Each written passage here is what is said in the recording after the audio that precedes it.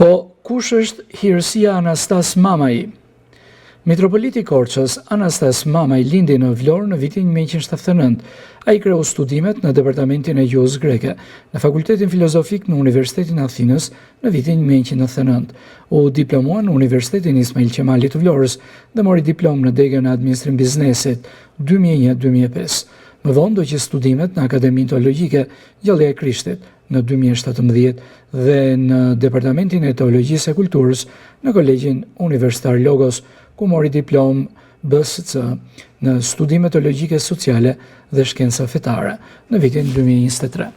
Në vitet 2005-2009 ka mbajtur poste me rëndësi në Bankën Italo-Shqiptare dhe nga viti 2009 deri në vitin 2017 ka pasur poste drejtuese në Union Bank.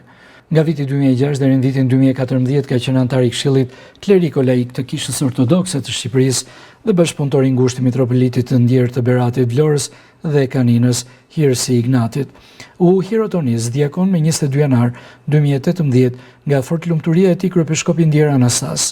U hirotonis prith me 20 tetor 2019 dhe mori titullin e arkimandrit me 9 gusht 2020. Nga viti 2017 deri më sot, ka kontribuar në administrimin e pasurisë kishtare dhe aktiviteteve ekonomike të Kishës së Shqipërisë.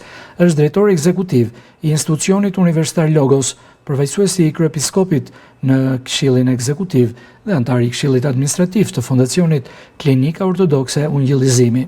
Gjithashtu, është këshilltar në Institucionin Arsimor Frymdashurie dhe nga data 3 dhjetor shërben si protosingjel i kryepiskopatës Tiranës dhe Durrësit.